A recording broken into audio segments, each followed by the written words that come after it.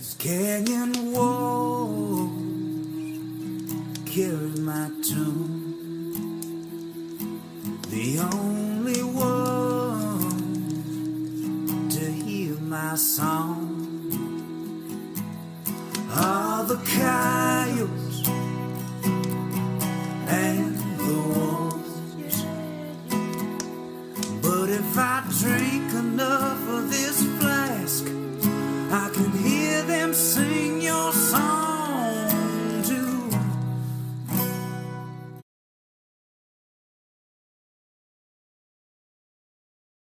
Hi, this is Robert Leiterman with the Bluff Creek Project. We're in the field today.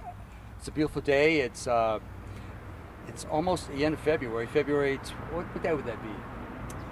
We're at the 24th. The 24th. I should have known that. We're 25th or 24th. Yeah. Close enough. Close enough. Yeah, it's Saturday. We're going to get a little bit of background noise, a little bit. We're right next to the Bigfoot Museum here. And my guest today is Eric Nelson. We'll talk a little bit more about Eric in just a bit, but we're going to talk about the statue here real quick. But Eric Nelson, he worked for California Habitat for a long time. He retired, lives in Willow Creek, and he had some time on his hands, so he decided he had an interest in the Bigfoot phenomena because when he works, a lot of people ask him questions, and so now he volunteers. So he's one of the better interpretive volunteers here in the center. He's been selling a lot of my books, and I appreciate that. And he's full of knowledge, and it's not like he just woke up yesterday going, I think I'm going to talk about Bigfoot. He's been at it for a bit, and he's going to be here giving us a guide through the whole visitor center museum. It's going to be great. Anything you want to add real quick? No, just happy to be here. I really enjoy the sun. We're outside right now. We've had a long, wet winter. We have more winter coming. And I really enjoy these parts of interviews and or connections with persons. I'm intrigued by people, to say the least. I'm intrigued by the history that's in the region. That's definitely pretty awesome for that. It is. There's lots of history here, and that's one of the reasons why this museum came into fruition. In 1988, there's a groundswell of locals that had realized that we were losing a lot of our history when people pass away. A lot of your original pioneers, per se. Oh, yeah? So those persons got together. They did a fundraising drive, a number of persons in town, and they decided, hey, listen, let's put together a museum of local history. In 1988, they established that, and the original room opened as a museum in Willow Creek. Yeah, it's kind of nice. You can tell you're actually in Willow Creek because you got traffic driving by, you got people who don't really know how to turn off their car alarms. Yeah. It's like anywhere else you go. It's real life, small town life. I think people are excited to have the sun out. Oh yeah, we were actually earlier here. We went over to, I think it was Big Rock. Is that correct? That's correct. So I took my wife with me. She's sitting in the car over there, keep herself busy. But we did a little bit of burden, walked around a little bit, and I was surprised the number of cars that were there already. Yeah. I think people were seeking the sun today, to say the least. Yes. Just to get, and it's actually healthy for you, of course. And so to get out and about, Willow Creek's that spot where we're on the edge of the wilderness, and this is where people come to explore and enjoy the outdoors and get away from the Great Coast. Oh yeah, and I'm glad I made it today. It was like a last minute thing. It's like, you could say, yeah, you can come tomorrow, or maybe next Wednesday. I go, well, how about tomorrow? Because the sun's out. It's supposed to rain by Wednesday, so. We got rain coming again, which is a good thing. I have no problem with the rain. It makes for a great spring and summer. Awesome. Well, we're standing right out in front of this big old statue here, and everybody drives up here. They park their car, they get out, they take photographs in front of this. A couple times when I showed up, I said, you want me to take your picture? Helping out with that. But it's a pretty big statue, and do you know the history of this statue? I've got some history. Yeah.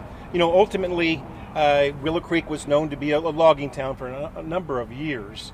Actually, I think our last mill closed in 1992. So we had a rather robust community that was involved in logging and/or just living here and living amongst the forests. I can tell you this tree was a halfway burned out old growth redwood tree that we came across. One of the founding members had access. He was a logging person.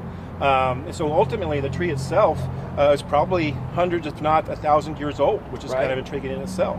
I say not to interrupt, but I did anyway. But we're talking coastal redwood. We're not talking about the Sierra redwoods. We're talking about Sequoia sempervirens and coastal redwoods. and they can live up to 2,200 years. Well, it's actually right in your wheelhouse as a park ranger when you were in the Avenue of the Giants. These are one of these types of trees, and the trees alone have just, if this stump or this tree could speak, the persons and or First Nations peoples that passed it at one time. So we got this redwood tree. It was actually a burned out tree, so it would be nice to know, was it a purposeful burn at one time or actually a forest burn? I don't know. It could be hundreds of years ago. We got that here at the time. We were building this new wing. We're right in front of that wing right now. It's Bob Titmus wing of the China Creek Museum. It's often referred to as the Bigfoot Museum because of this wing. A gentleman named Gordon Burns out of Weaverville was a carver, and the museum board contacted him and said, listen, we've got a large redwood tree. We would love to have a Bigfoot sculpture in front of it to coincide with our opening of the new wing. Yeah. And actually there is one picture, the Humboldt Historical Society. It shows scaffolding here in front of the building with Gordon Burns actually carving this statue. So it was like carved on site. It was carved on site. Because you look at it, it's like a stump, and then the tree continues up. When you look at it, you can see where the burn spots are. That's the outside bark. He cut it as close as he could to the outside edge to try to capture that in there. And you can see where the unburned portion is. It's totally clear.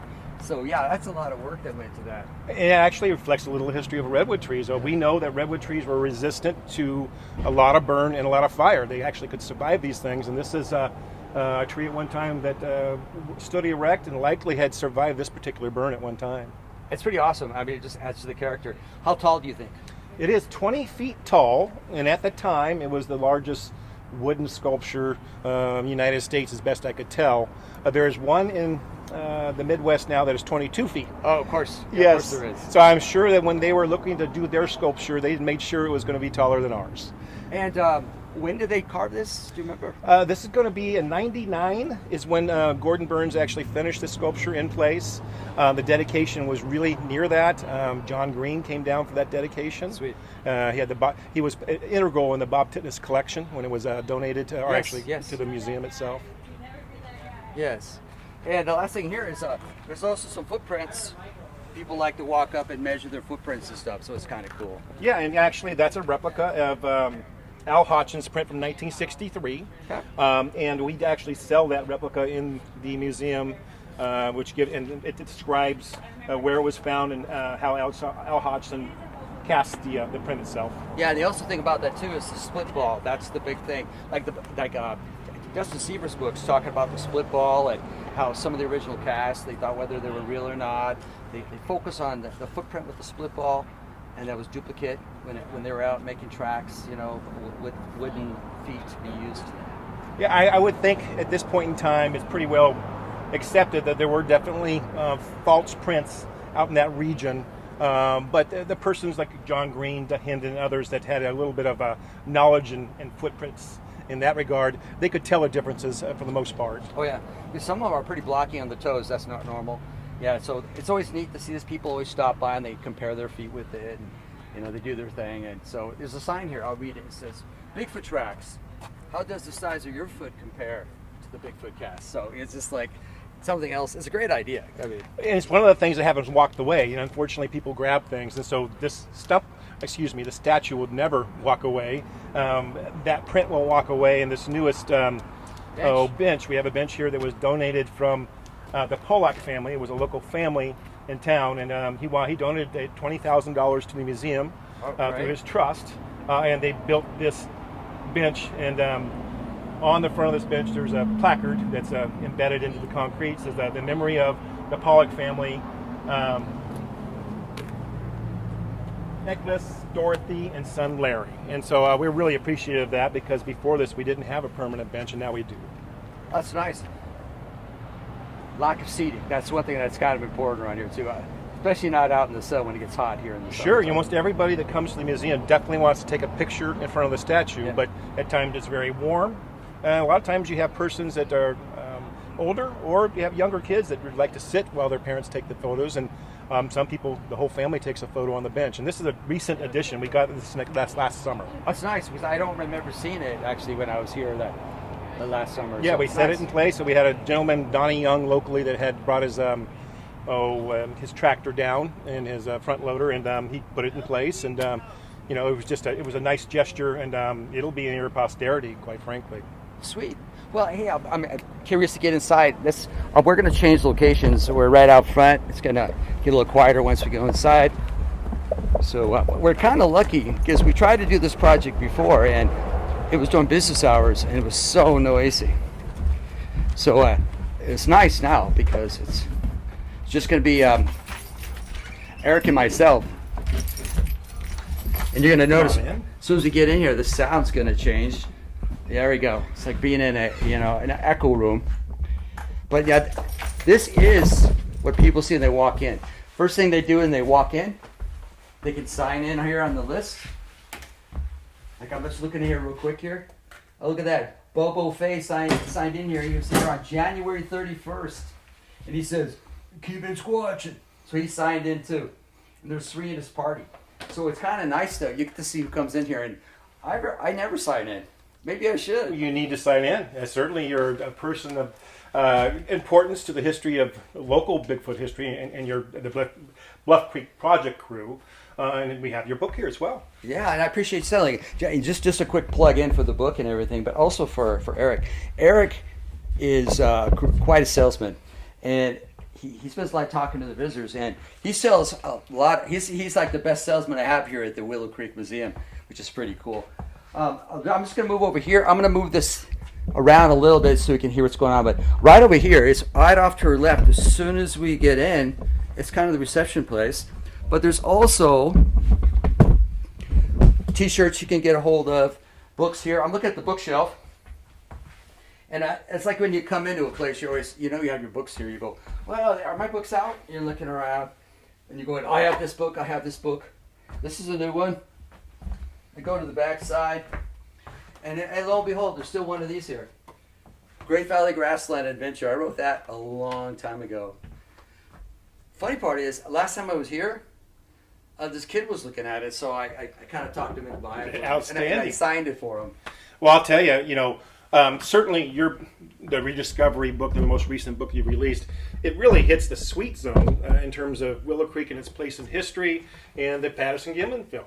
And you signed these books, and so it's quite easy when people come in, and they certainly if they're going to go out to the Bluff Creek area, or if they're going to come back in the future, I say, hey, listen, this is going to be your go-to book. This is going to give you the history, as well as some positions to show you where you can go, and then it explains exactly what happened because of this group that got together and had a common interest. And quite frankly, it's a tangible result. I say in the Bigfoot world, most likely a lot of persons that have the original Four Horsemen never achieved what they wanted in terms of seeing and proving a Bigfoot. You guys got together, you had an objective, you executed that over a lot of hard work, and then you actually completed that objective. And so in the Bigfoot world, that's a rarity, and quite frankly, and it's always been very, very beneficial. There are persons that come through here all summer long on what I call a pilgrimage, and they're going to see the Patterson-Gimlin film site. And you guys established that. So the book is actually right.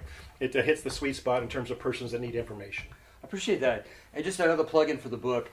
Originally, it was Stephen Stroyford and Ian Carton. They're the originals. I was hired as their videographer, paparazzi, and I got suckered in. Then became 3 of us, and then we did a bunch of work together. And then it became Rowdy Kelly filling in for Ian Carton. Then it became Jamie Wayne, who helped out with the mathematical stuff, confirming it. And then we started accumulating members of the team as we went along, which is kind of nice. And let's talk about, let's talk you a little bit here. And you've been working here for a couple of years, I believe? Actually, it's just been a year. I've always been interested. I've always had my own personal interest. I call it the phenomena because the people are just as interesting as the things that we're seeking. And so it's intriguing to me, and that's one of the reasons why I enjoyed probably the same for you in your law enforcement career. I enjoy people. I enjoy people that are even on the edge of being characters. Yeah. This region is in a region where there's a lot of anti-establishment people. They're here for a reason. A lot of them don't want to be bothered a whole lot. They carved out their existence. And I feel fortunate for the years I was out here in the Highway Patrol, I got a chance to rub elbows with people in their own personal environment. And that I really enjoyed that. Oh, that's great. I mean, even as parks, people always ask, some of the questions I get asked, like, where's the tree you can drive through? Pick one and accelerate, yeah. And then the other one is, what time of year do the deer turn into elk? You know, it's been something I was... And I forgot about this, but what's this one the other day came up in a discussion, whereas when there's a lot of logging around the parks, off the avenue, whatever, it's the redwood bark falls off the logs on the trailers. And so you see a lot of that along the shore of the road. So somebody came in and goes, what's with all the dead Irish setters along the shore of the road? It's like, oh, it's really interesting. So you bring that up because I have my daughters are 24 and 21, and I try to explain to them. When I was 5 years old, we moved to Humboldt County. My dad was a CHP officer as well, and he was in Marin County at the time when we moved to Humboldt County. And I totally remember at that age driving all the highways of Humboldt County, and there was this red trail of, I didn't know what it was, on both shoulders of every single highway and in the middle of the lanes. It's exactly what you're talking about. So I try to tell my daughters, hey, listen, we have a rich history here, which is much far gone after they were born. I tell you, these highways were literally paved with red bark.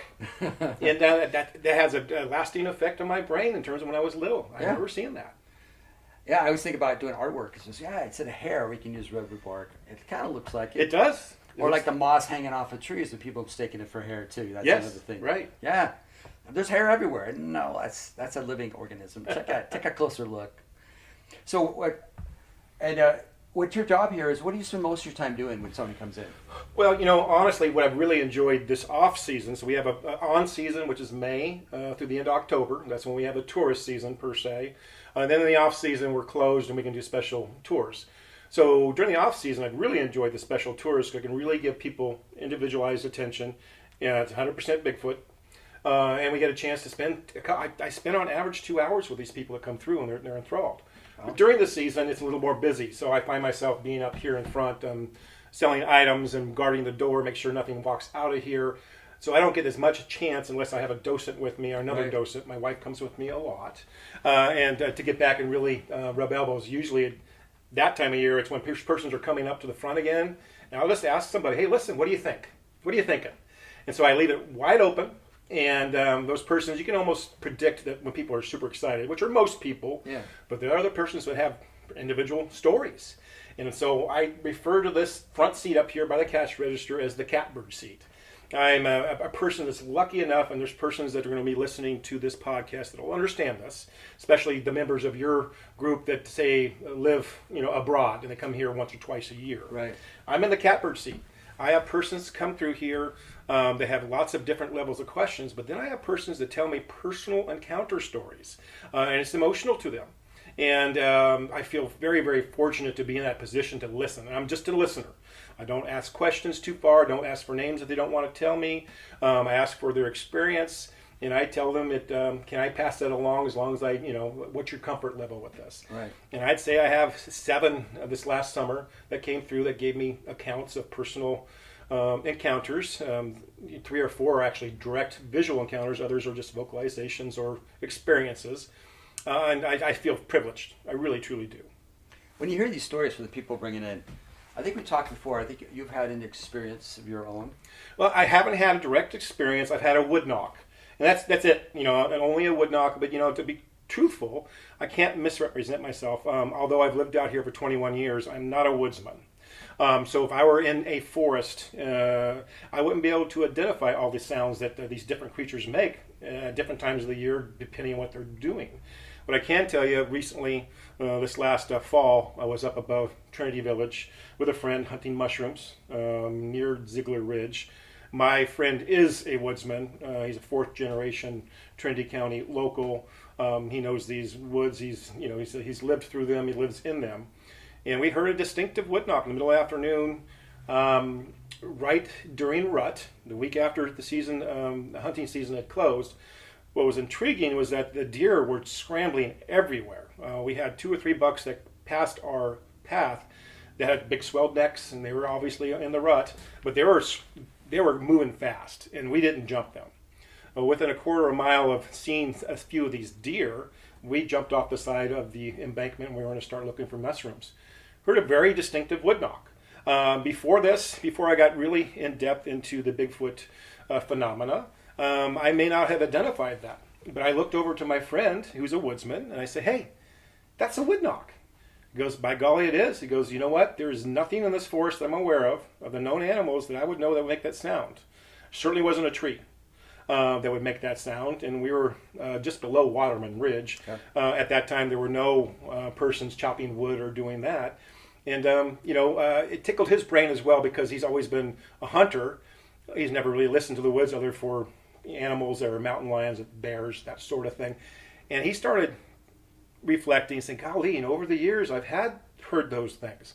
I've heard different whistles that didn't make a whole lot of sense, but I've always dismissed them because I was busy doing a task out here. So that's the extent of any personal, I guess you could say that, vocalization, and that's about it. Yeah, I had a variety of different things that always make me wonder. And also, as you were, being in a position where people will share stories. For me, it was working campfires and giving talks as a park ranger. And when they're all done, they're like, hey, you got a minute? And I can relate. I learned a lot of stuff. And also driving around in a place where it gets kind of a little scary, like you're closing a gate. And then you show up to close the gate, tell people they got to leave. It's after sunset. And I go, sure, you hear any weird sounds? Then you get to that conversation a little bit. Those are fun because these are people that are inquisitive, at least the ones that I've encountered that I think that are very truthful and very honest and sincere, and they're almost looking for an answer. Right. And so, being in law enforcement like yourself, there are tells that body language and words and descriptions as an investigator that you identify with.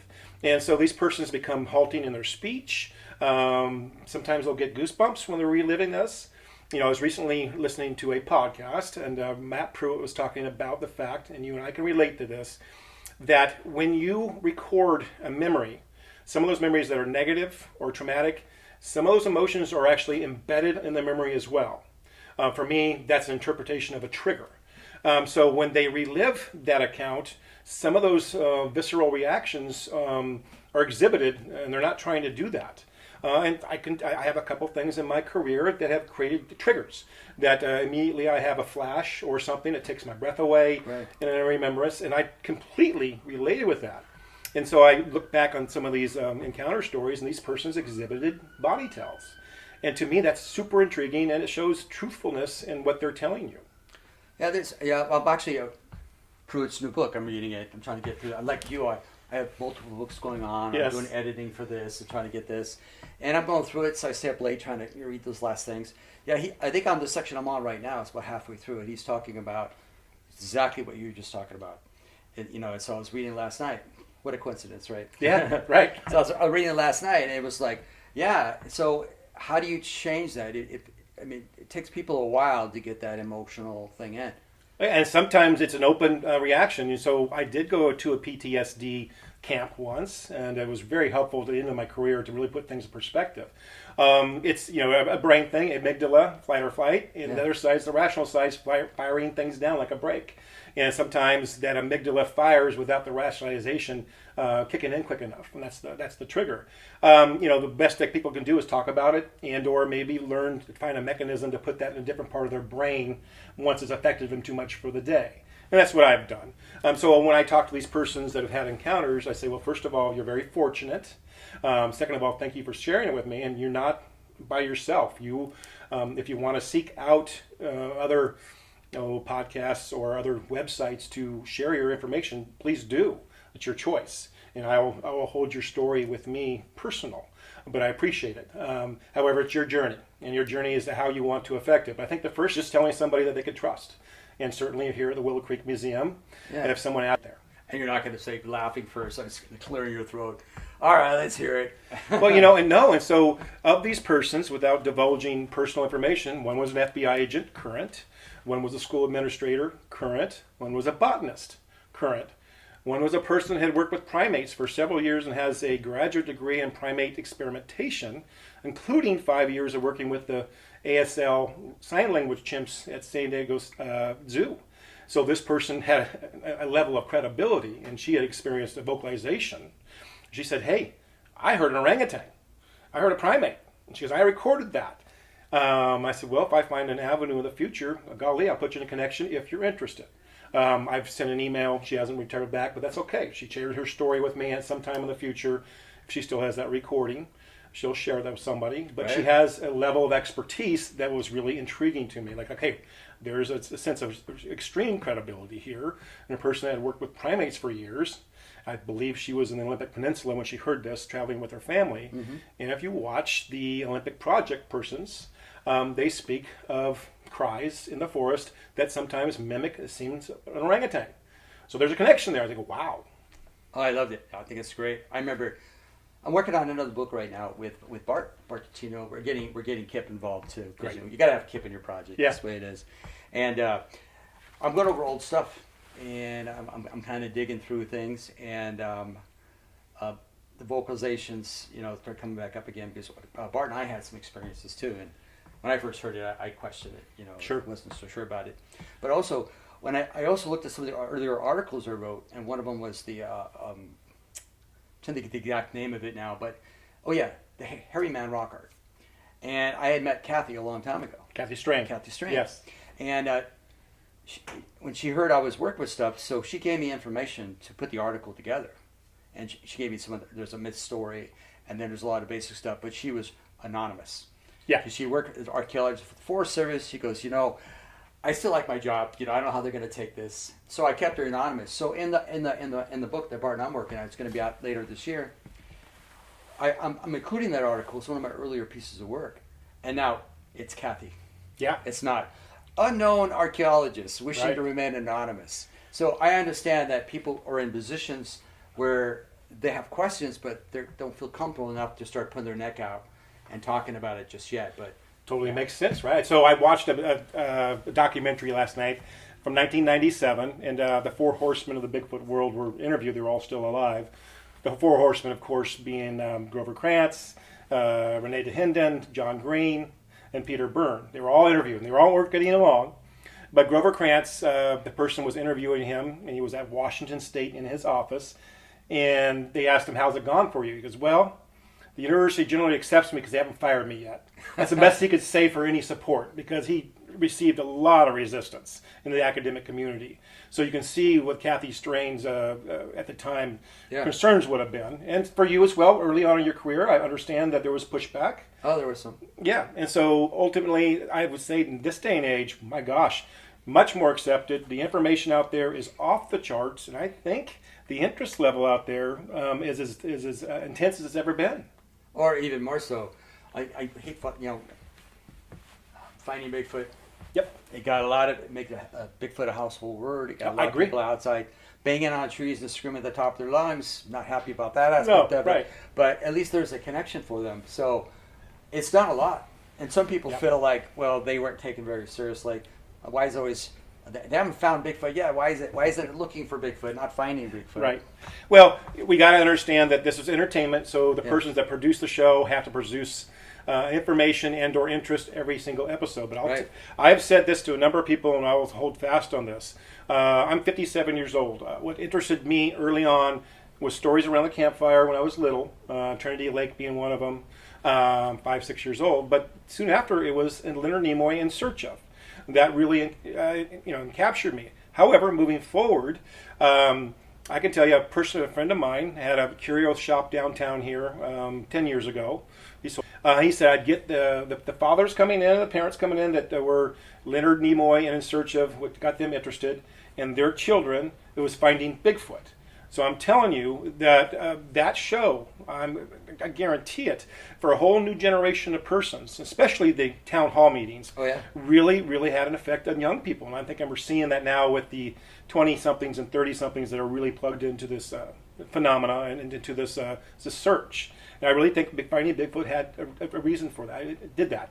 And I would say that Bobo Fay and Cliff Barackman and Matt Moneymaker were very sincere in their efforts. Right. And if you listen to their podcast, they'll say, no, we push back all the time on anything that was hyperbole or made up. And they fought them all the time. And they are active researchers to this day. They go out, Bobo goes out 2 or 3 times a week if he can. Cliff Barackman, I'm more and more I'm attracted to his North American Bigfoot Center website. He's an educator. Oh, yeah? There is a lot of very educational things that he releases that are super, super informative. And go with the fact he's out there searching as well. So the carry through after Finding Bigfoot shows that these guys were sincere in their efforts, and that what they wanted to do is keep on searching and keep on educating. Yeah, I enjoyed the show. It's funny because I used to say people, oh, I know those guys. They're like, yeah, sure you do. Right. It's like, I do. Got to realize, I mentioned this before, but it's funny. I was, Bobo's hair is shorter. He looks a little different. Yeah. We all get older as we change. And I'm out with Bobo. Like Bobo would come by the park when I was working, and I introduced you to a gentleman that was still living with his mom, and it was so the look on his face when he read Bobo was standing at the door was impressive. But it was like he's freaking it out. That was kind of cool. But it's just that I remember also there was this kid. And he said it was Bobo, and he looks at him and goes, "No, you're not." You know, he's like, "I am Bobo." He's like, I thought it was so funny because you sound like Bobo, but you don't look like Bobo. Right. And, yeah, and the kids sees the television, yes, and he has the Bobo. He loves Bobo. Well, Bobo's a little slimmer now. Yes, and he's clean cut. We're all older. He's lost 100 pounds. Yes, his health's much better than it was before. Right. And I think it's funny because you try to create the image that you are, and you fight. He fought so hard to be taken serious because sometimes they wanted him to be the goofball and right. all the shooting. You got to have a goofball in the shooting, but. Yep. Bobo, he's got his shit together. I love him. I spent so much time with him. He's a wealth of knowledge. And I still think that Finding Bigfoot, I have more kudos to that series than I do for the new one coming out. It's been out for a while. Yeah, honestly, I think it was very sincere in its efforts. And I think the museum, probably the persons who were working back then and moving forward, there's a direct result of the persons that are coming in to do that, setting that seed. And I'd say now, with YouTube, people like YouTube or not or whatever, the 10, 15-minute little things that people do, there's a whole new, generation of persons that are renewed in the interest. And that gets eyeballs to follow the phenomena. Right. And they get as far as maybe Cliff Barrett in his educational series, or Dr. Jeff Meldrum, or the efforts you guys did for tangible results, NAWC, maybe even Olympic Project. Small town monster people, they will find them if they're interested. So the whole YouTube world of the new generation, I think, awesome, because if persons are truly interested, they will find the stuff that seems a little more meaningful and a little more educational, and to follow what they want to follow. Oh, true. Like it's been a while since 2010 when we started our project, and then 2024 is where we're at. That's freaking like 14 years or something. Blink your eyes. And it's like I'm like one of these guys. Who are you again? And it's only been 14 years. And it's interesting how quickly things are run over the top. And there's guys. That's why N.K. Davis is always coming up with something new. He's always trying to keep his name in the limelight for things he's accomplished. Right. And we don't spend a lot of time doing that. I mean, we have the podcast. Right. Kind of beat our drum a little bit, but we're just trying to interview people and have them share stories of different things. And again, I appreciate what you're doing. Oh, the whole thing is intriguing. The people, the history, the future, the possibilities. It's intriguing, and it's not politics, and it's not some of these deeper social issues that really get your brain hurting a little bit. Yeah. This is something that can be mutually shared. And what I'm telling you is that people come in this museum, grown adults, and they are excited. You can almost feel the hum on them when you're able to speak to them about their level and their interest. And to me, that's like a shot of oxygen into my blood veins, right? And I see these people with their enthusiasm. And how does this, being in the position you are, and people come in and they confide in you and they tell you these stories, what does that do to your, I don't want to use the word belief system, but what does that do to, in your soul? I'll tell you what. So I'm an objective person. I was in law enforcement for years, so being objective is important. It is really, it's the one thing after I've talked to persons about, things that we're interested in, that sort of thing. At the very end, I'll tell people about their encounter stories that these everyday people that weren't looking for Bigfoot came to me and told me. That's what moves the needle for me. These persons, certainly there's persons that have been hoaxed, certainly there's persons that have misidentifications. However, these persons, the ones that I hold in highest esteem in terms of their information, they aren't lying.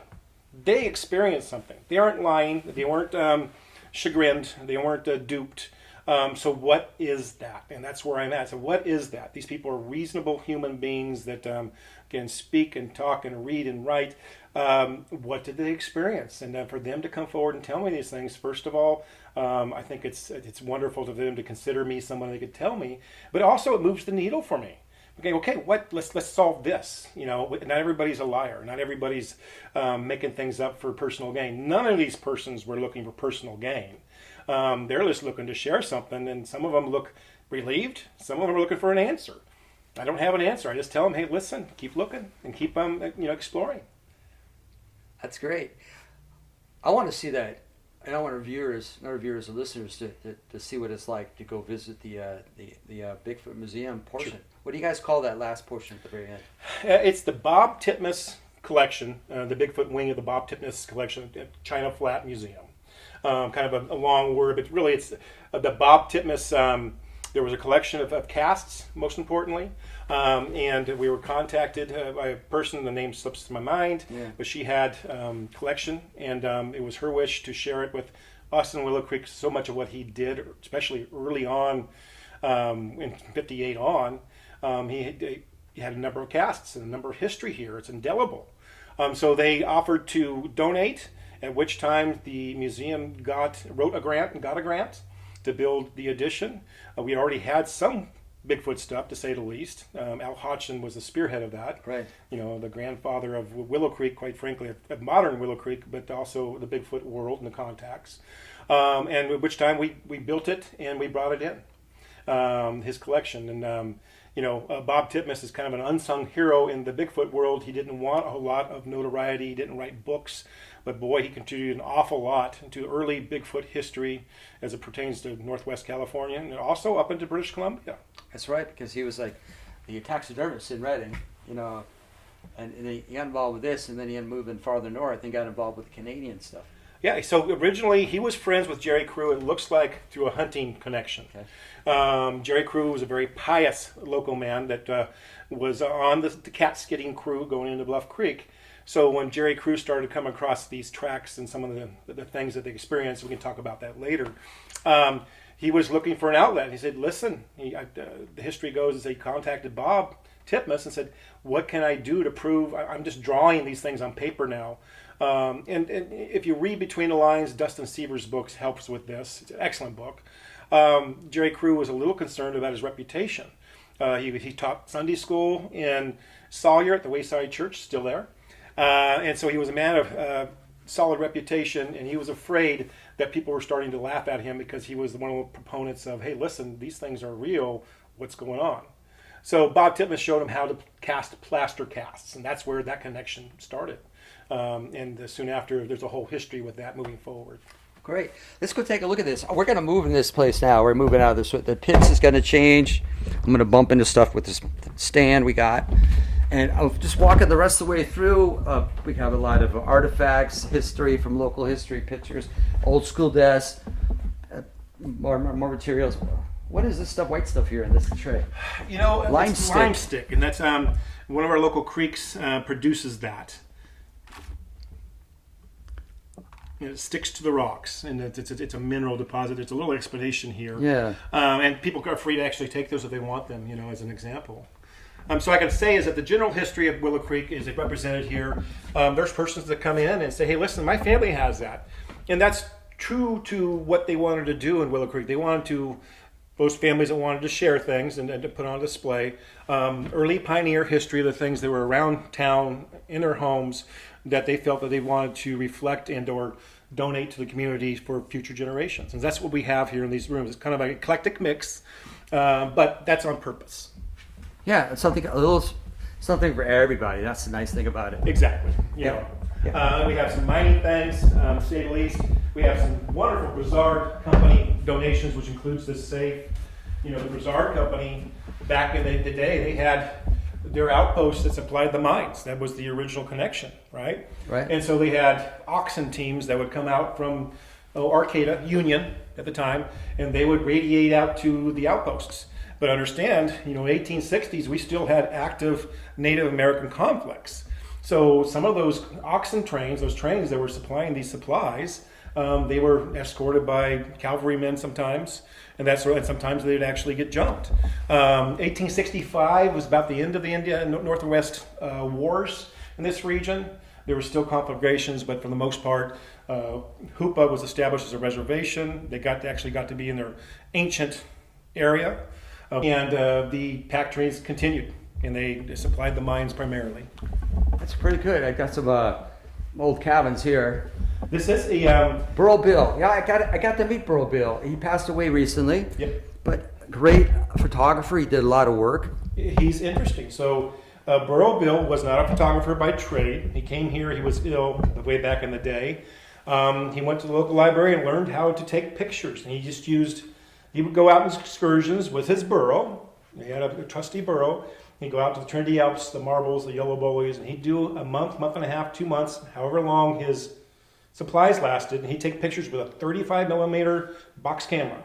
And over the years, he developed this printing press and these acrylic photos that, quite frankly, are just breathtaking. When he passed away, he bequeathed all of his pictures that he had in his studio to the museum. And so upstairs, we must have 100 to 300 pictures of various sizes, including his photo books that were essays. He had the picture essays, and then he'd do daily journal entries. Well, over the course of 30 years, he'd go through areas that were pre-burn, and he'd go back post-burn. So there's actually a historical account of the cabins that are still existing and whatnot. So the Megram fire being one of those. Right. Old Denny, actually, the foundations and some of the cabins were still in existence. The Megram fire burned most of that down. However, he was a history person with photos, quite frankly, and we sell some of these photos in the museum. In the future, we would love to have an exhibit here. We have to. It's just a matter of going through and figuring out what and making an exhibit for him, because he was a central figure in our history in terms of documenting things through pictures. I got to meet him a few years ago, and I got to go to his place. One of his rooms, he had pictures everywhere. Yes. So he's a working artist. He had one room, and that was the big printing press. Yes. I remember that. And evidently, he donated that to the to Hoopa High School. Hoopa High School. And I believe they're still using it. You know, it's an old process now, but the acrylics are supposed to, the ones that we have here in the museum, they're supposed to be able to last 100 years without any fading or cracking or whatever. So talk about historical preservation. That's wonderful. You know, and so we have his full collection upstairs, and we just need to sort it, catalog it, and present it. On your free time. Yeah, with free time. And this picture over here, it's off to the right, just past the quilt. It's always amazes me. And I remember back in the 50th anniversary, Bill Munns was in this room we're going to go to, and he was going over the film and what to look for and everything else. But it was pointed out to Mr. Cliff Brackman. This picture here, it's a Pender Francis Bushell. It looks just like Cliff Brackman. You know, and he was just referring to that. They had a podcast last week, and Bobo brought that up. He says, your doppelganger is in the museum. Yes. And it does. It looks a lot like him. And matter of fact, before I leave today, I'll take a picture and send it, just for fun. Yeah, and the Bustles were very, very influential in this region. They were original settlers, and they had an integral part in developing the school, parts of this community. They're just very industrious people as a family. That's good. Yeah. And even though not related, looks like Cliff. It does look like Cliff. I know, it's funny. Check the DNA. Yeah, maybe you know, we're surprising who we're related to. Yeah, now for here is a section on Hoopa baskets. I'm assuming that's all Hoopa versus the Yurok, but you know, it's a good question, and that's one thing. It's great you brought this up. It's important to put on the podcast. We are going to give this all back to, as long as we identify as the Hoopa tribe's culture, right, to them. That's where it needs to be. They have a museum there. These are cultural items. And so we've contacted the paper there in Hoopa, and we're going to have a little ceremony or at least a picture essay saying, hey, listen, we're giving this back to the people of Hoopa, the culture. And I believe a lot of museums are doing that nationwide right now. Yeah, in about 1980, it has become law in a lot of areas. A lot of stuff's being sent back to the tribals. It should be, and you know, quite frankly, and these are really, really integral into their culture. So why not? Yeah. You know, so we're looking forward to that, to say the least. And it'll free up extra space for other things. And so maybe Burl Bill's collection goes in this region. Yeah, it's almost like time to add on to get more space, because I know Burl Bill is a unique character, and I think his story definitely needs to be told. Like I said earlier, characters, people of neat personality, those are the ones that intrigue me, and he's right in that wheelhouse. Oh, I enjoyed my time with them. I was actually with Dustin Stevers and I. Yes, okay. We were together when we went to visit him, because Dustin was doing his research, and I was with him, and we were in Hoopa. We went over to talk to the mayor. We tried to talk to some of Al's relatives. They had passed away by then. And we're trying to piece this story together. So Dustin was working very hard trying to get information, and I was riding along with him. And we're talking to people, and we were introduced. The mayor goes, "Hey, this is a guy you need to meet." And we got a chance to meet him, and I'm glad we did. That's wonderful. Wonderful. So right now we're actually inside the bottom part of the Bigfoot's. The Bob Titmus wing. Bob Titmus wing. I always get that mixed up. Yeah. Let's call it the Bigfoot wing to keep it simple. Yeah. And many people come in here, and you've given numerous tours of this place here. So if I was the visiting public, okay, and what would you say to us? How would you start this tour here? Well, most importantly, it's important to read the audience. And if I have young children, I can't. I like to go into deep detail, or at least the detail that is true to the history, the things I understand at this point in time. But we got children, I need to change that a bit. Well, I understand that. Yeah. Years of public, you gotta cater to the lowest. So we have adults that come in. They have a general. Cliff Berkman calls them Bigfoot citizens, and that's perfect. And I'm a Bigfoot citizen. Maybe I'm an enthusiast now, but that's about far as I go. I'm not a researcher or scientist. I'm interested. So the first thing I do, I think it's really, really important. I recently read a book by Michael Kaufman, Natural History of the Klamath Mountains. Released it last year to rave reviews. 34 authors about the geology of the Klamath Mountains. I think it's really important to point out we have a relief map here. We're going to improve that soon to get a better map, a more contemporary map. But the relief map shows the Bluff Creek region as well as Hoopa and that. But before I even start that, I tell people, listen, the Klamath Mountains from south of Grants Pass to north of the Yobobolis, they're one of the most biodiverse mountain regions on Earth. The reason why is that we have this plate tectonics off the coast. We have subduction. There were island chains over millions, if not hundreds of millions of years, that as the subduction occurred off the coast, just like a peanut butter knife, islands would be scraped on, sutured onto our continent here, the Klamath Mountains. So we already had complete ecosystems that were individually being pushed onto this mountain range, creating the mountain range.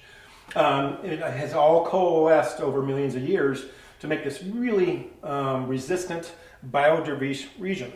To go along with that, because it was forming at the time, glaciation didn't affect this region like other places.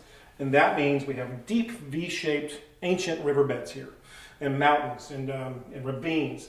Places like Yosemite, other places where you had glaciation, they're bowl-shaped. The U-shaped. U-shaped, exactly. And they scraped away a lot of the original fauna, if you will. So our region has amphibians that are endemic to this region. We have certain other animals, arachnids, that are very just exclusive to this mountain range. We have a range in the mountains. It was the Salmon Mountains. I'm not sure exactly which subregion. We have 18 different conifer species. That's unheard of in continuous forest systems. That makes this region super resilient. The important thing is to realize that this region here, with all its water and all its abundance of fish and food, supports a healthy population for millions of years of bears. And if you consider a Bigfoot would have a similar diet to a bear population, our bears don't hibernate here if they don't want to. They don't need to because the food's there year round. So basically, if you consider this region to be as vast as it is, it could easily hide an elusive creature that could live off the land, eat berries at different elevations, follow the deer herds and the elk herds, and be just fine and never really have contact with a human being. If you look at this map, we're at zero elevation on the coast, 25, 30 miles later, we're at 9,000 feet, 8,900 feet. The Colorado Plateau starts at 6,000 feet, and we celebrate these 14,000 foot peaks.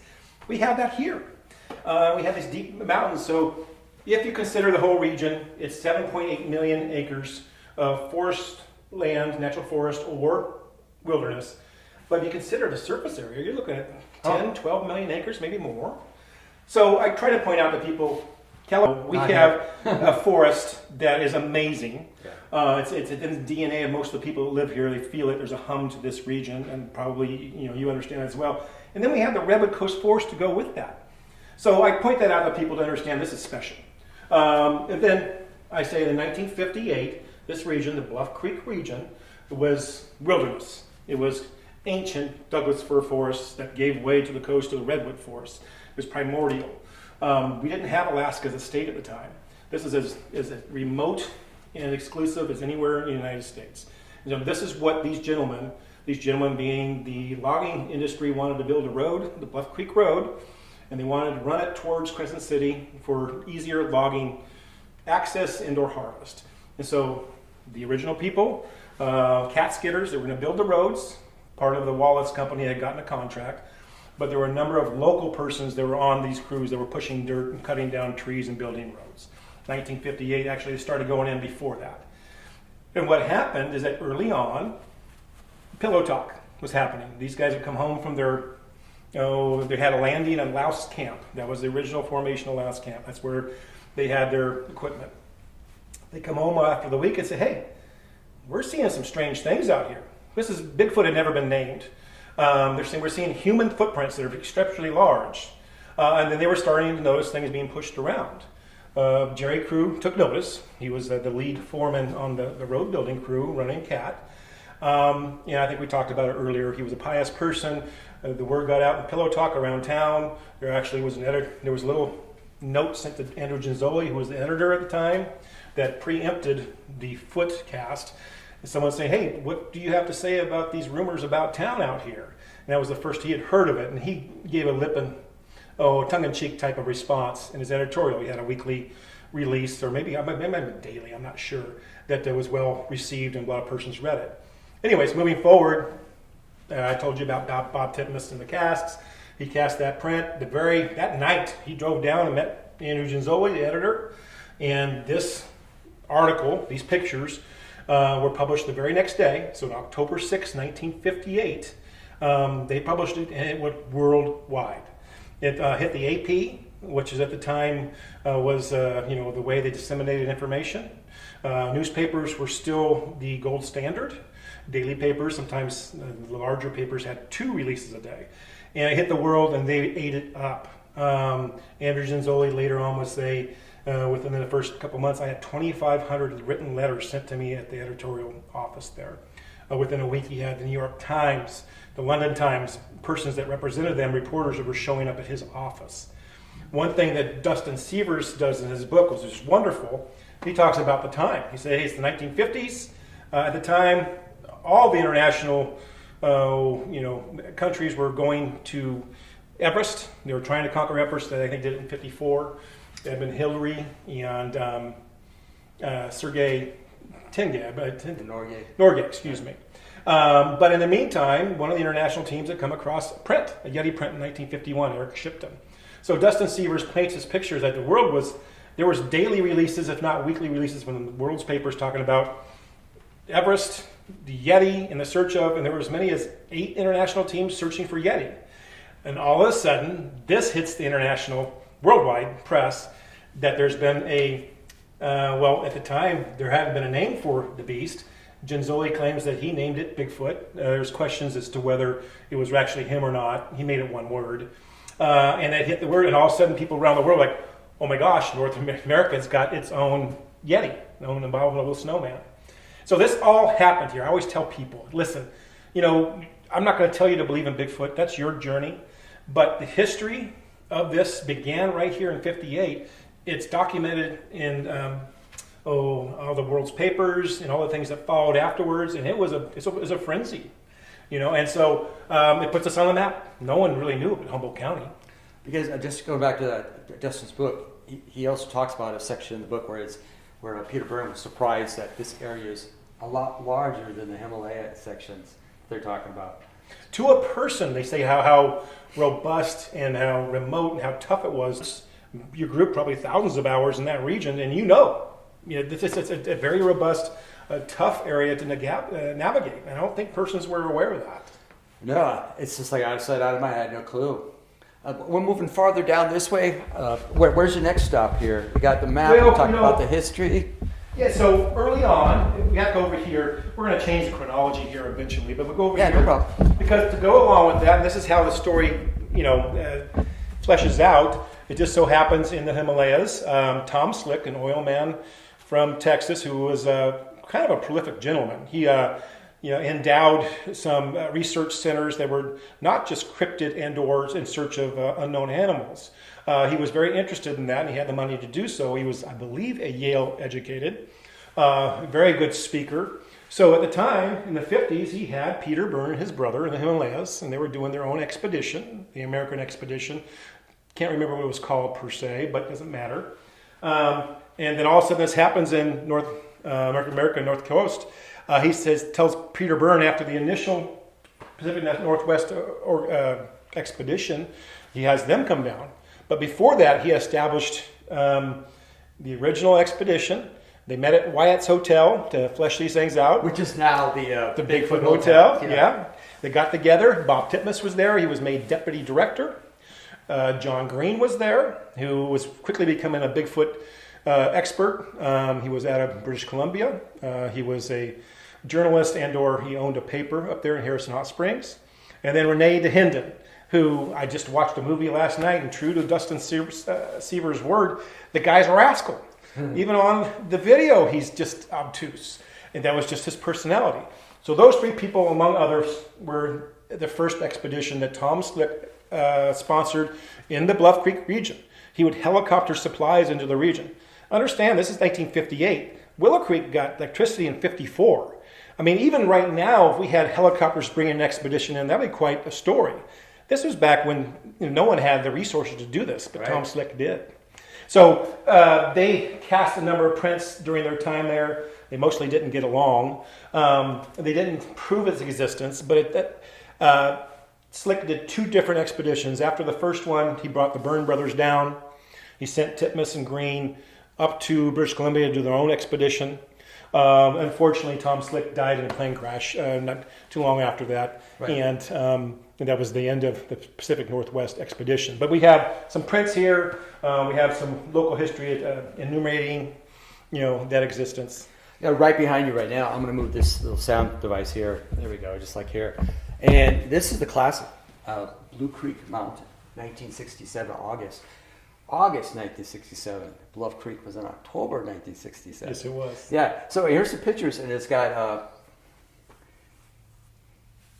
we've got John Green, and he's measuring these things. And this is the question. Now, when I look at these things, I look how flat it is, and I have to ask that. And then you have the split ball we talked about before, which is believed to be one of the fake tracks.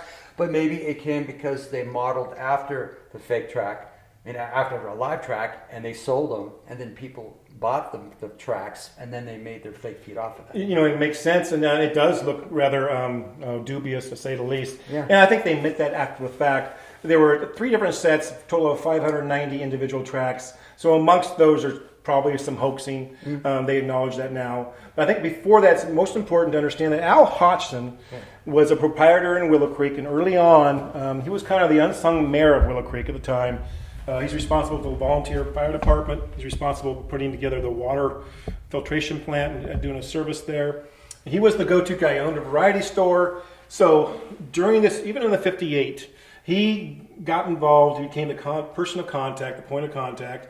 And so over the years moving forward, he would reach out to the researchers or persons that were interested. So in August, when he found out from a new road crew that pushed out to the Blue Creek Mountains, he contacted Renee DeHinden and John Green. Says, "Hey, get your rear end down here. These prints are here. There's a lot of them, and they're dissipating quickly." So that would that actually caused these gentlemen to come down to look. In the meantime, Al Hodgson contacts Roger Patterson. He knows them from association. Roger had always been interested in Bigfoot. Roger Patterson's in Mount St. Helens at the time. He wants to make a Bigfoot video.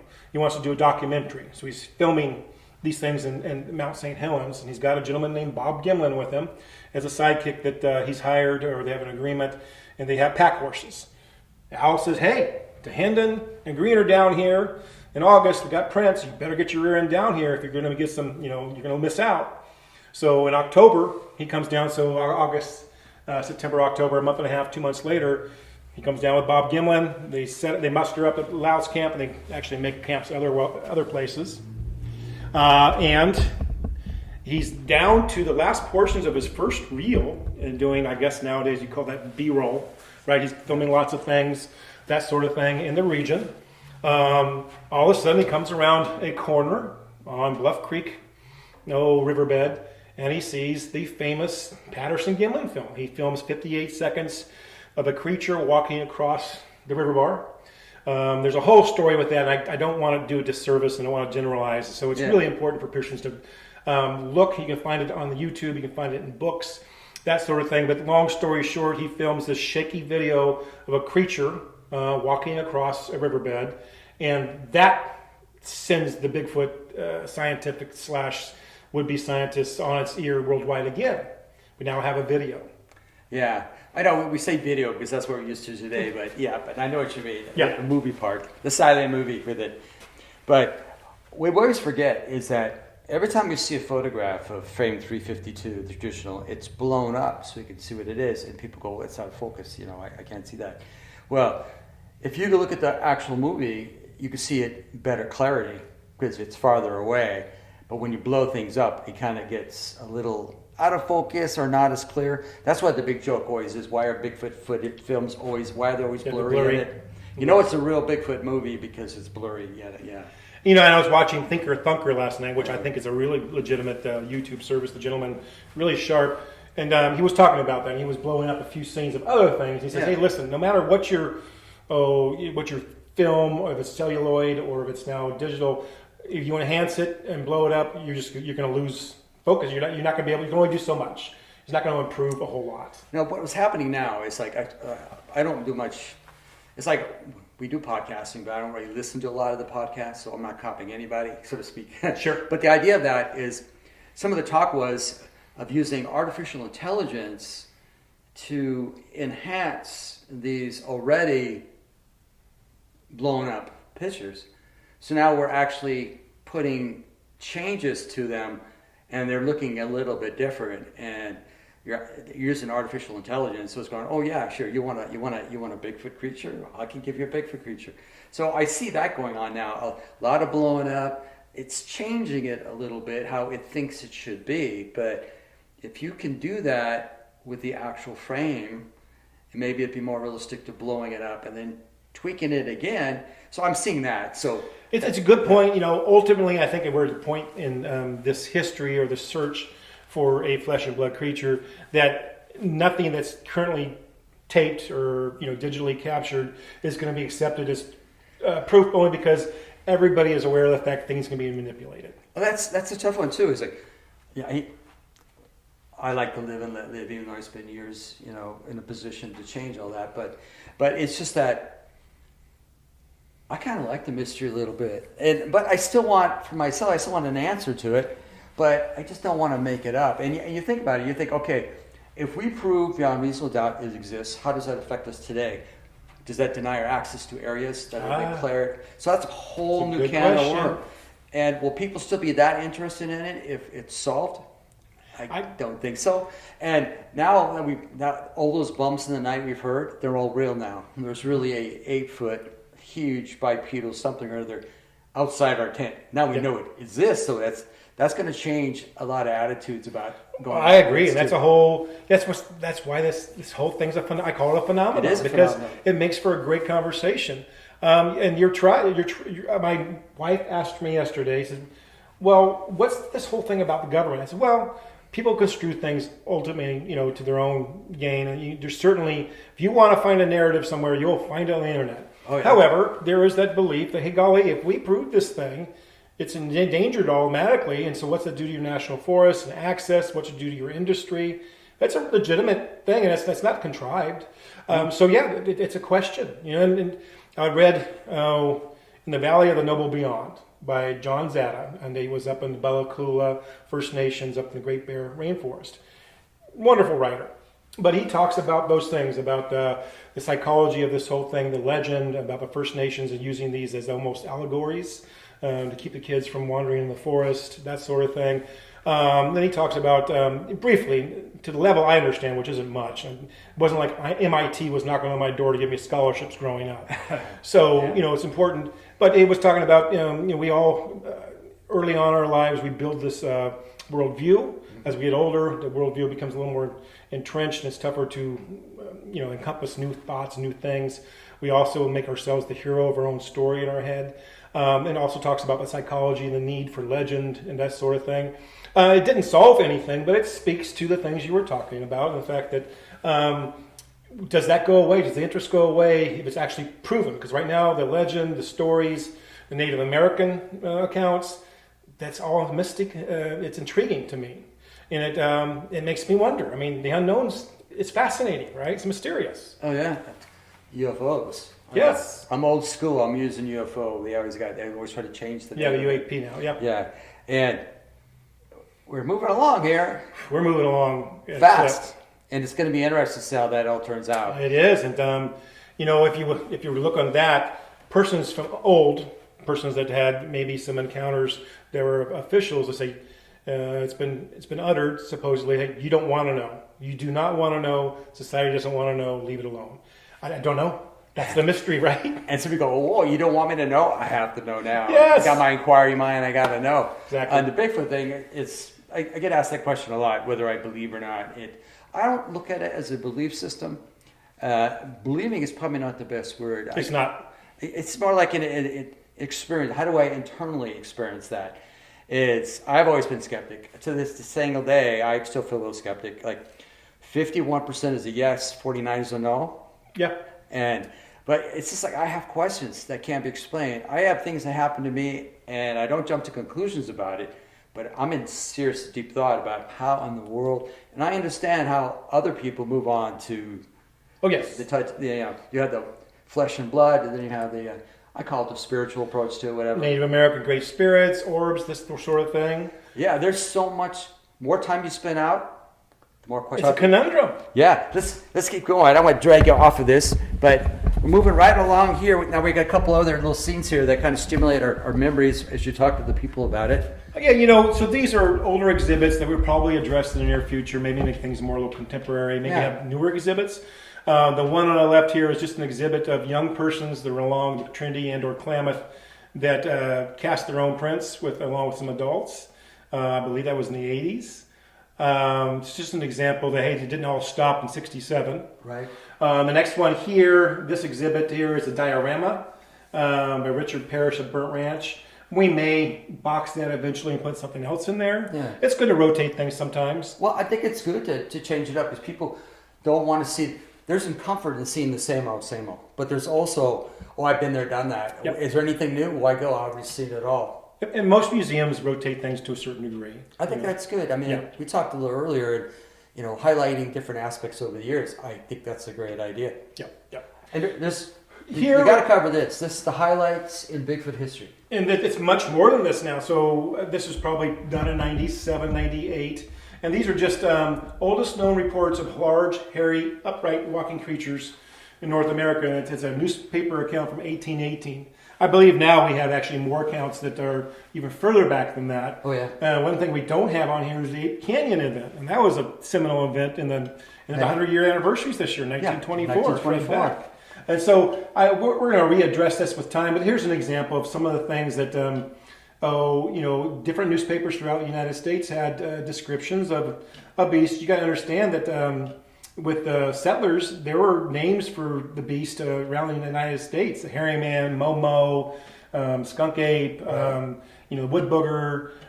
So regionally, they had names from a large, hairy beast that was human-like or ape-like, and they wrote newspaper articles about it. I think we'll refresh this here in the near future and add more things to it. And maybe do a more contemporary poster that doesn't have the cut and paste. Right, you'll need more wall space. Obviously. Yes. Drop down charts, whatever. Yeah, right. Yeah, also Albert Oatsman. Yes. I think I want to say 1924. 1924 as well. So that's another thing that's intriguing. Yeah. And John Green had him sign an affidavit. Him and a couple of others. I think he had 3 people total that signed affidavits as to their experiments, their experiences. Excuse me. And the gentleman claims that he was kind of on his own personal vacation. He was abducted in a sleeping bag by Oh yeah, a clan of Bigfoot. thrown over his shoulder. Or Sasquatch, I guess. Yeah, back in the northern part. Yeah. 3 hours journeys, dropped down, got lighter, family of 4 in the cave-like thing. You know, pretty intriguing story on that one. And I'm looking over here. We're almost through this whole section here. We're kind of jumping through pretty quick and all, but Sure. this picture here, I remember it. I want to say the God, was it the 45th? I know this was up for the 50th. We had some posters up for the 50th. Yep. We had one here over at the Veterans Hall. We did it, and also in Eureka.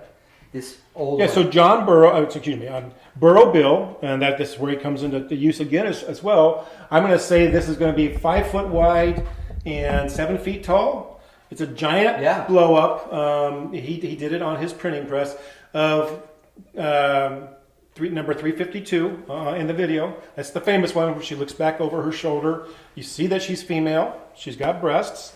And that's the one that's probably most copied and/or art done on. It's not the copyright issue. It's been over so many years Yep. that you don't have to get permission to display this one. And that's the one that everybody identifies with, that most readily identifiable. Yeah. And to this day, we were talking about it earlier.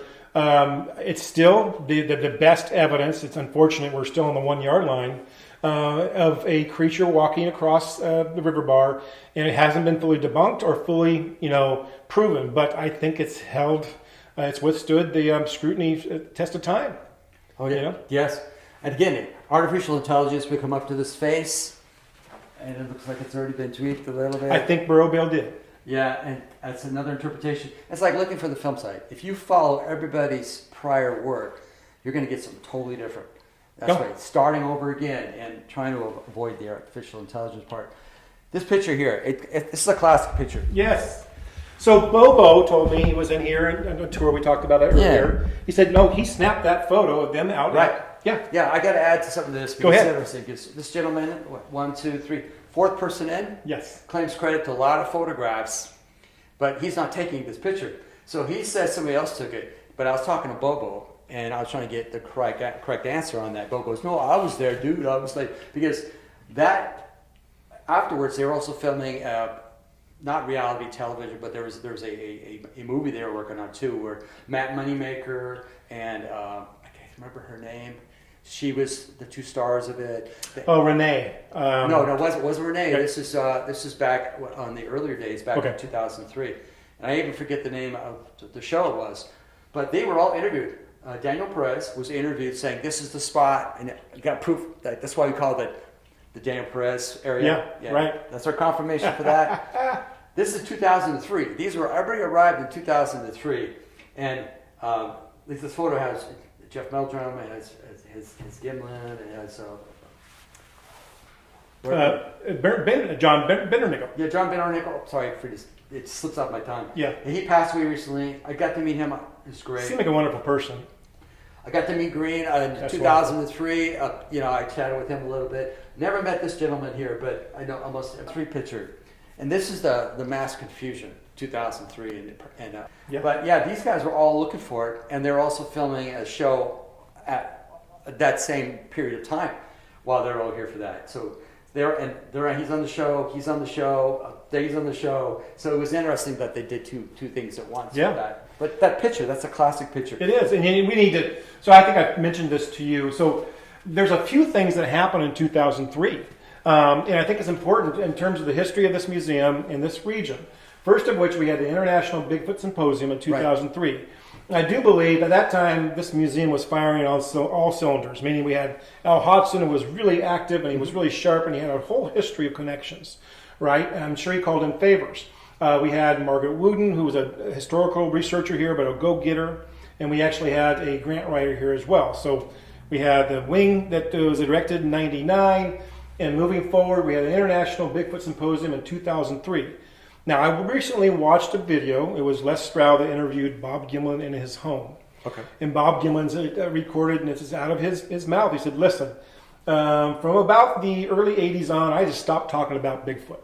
I was being ridiculed. My wife was being harassed at her work. I had no personal gain out of this. It was actually causing consternation. Right. He says in 2002-ish, he was contacted by whomever was putting together this supposed symposium. And based upon the persons that had already committed, Jane Goodall being one of them. She never did get a chance to show up in person, but she, I think, provided a video. And so I think that helped an awful lot. But anyways, Gimlin came down. And in this interview, he says that from that day forward, there was such enthusiasm and such respect at that 2003 symposium.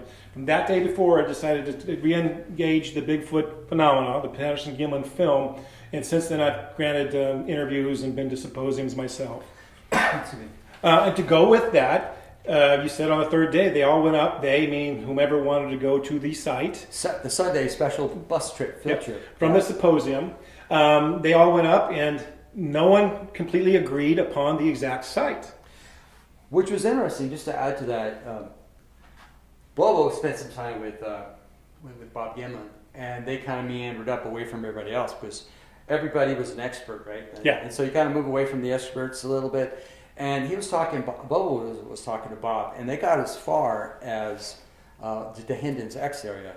And Bob had mentioned that this might look a little familiar, which is funny because that was in 2003, and he came back in, I want to say 2011, he came back up again. That's where they filmed a Finding Bigfoot episode. Yes. Yeah, they were down there. They never left the Hendon's X area. It's too dark to film. It was too overgrown because we haven't did our project yet. Sure. But they went back to the area there, and that's where Bobo was filmed walking on the gravel on the edge of that. Yes. So they were in the right place. Yeah. Which is interesting. But that's Cliff, and that was Bobo, and Bob kind of confirmed that. But can you imagine, you're there for a period of time when you did the filming. You don't go back up there till, I want to say 2003. And then you go up there again in 2011. And then actually, I want to say 2018-ish, because Bob Tate Hieronymus, a member of our group, yes, is not related to Bob Hieronymus. Right. He filmed him for 5 minutes, and we put Bob. I mean, not we. I wasn't there, but they put this. Roddy was there, and Tate were there, and they put him right in front of the big tree. And so Tate interviewed him in front of the big tree, and he kind of talked about what was going on. It's like a more than a 5-minute interview. It's in the book. Yeah. For word verbatim, it's in the book. And that was interesting. So he didn't spend a lot of time going back and forth to that place, but you can imagine how much change took place in trying to recognize a geographic area when in 64 it was flooded. It was a sandbar. She's growing up through it. And in 64 to 67, I could take out my math and my fingers, 65, 66, 67, so 3 years later, they had to have their encounter. And you're like, and they, it was filmed there. And then you don't go back there until 2003. That's, And you're trying to get your memory down and figure out where it is. And of course, everybody's an expert, and they're all trying to figure out where it is. And like I was there on Friday, I was the salmon dinner, and I did my presentation I gave at the parks, tongue-in-cheek, tabloid magazines, make fun of it, because that's what I get away with at work, Yeah, sure. And I had to go back to work because I had like Friday off, Thursday, Friday off, and I had to go back. I had to work for Saturday. I really wish I could have been here in 2003 and spent with Bobo. And I think that's when I can't remember when I actually met with Bob. I saw him in 2003 because he was down talking. But I got to meet Green. I got to meet his book that came out in 2004.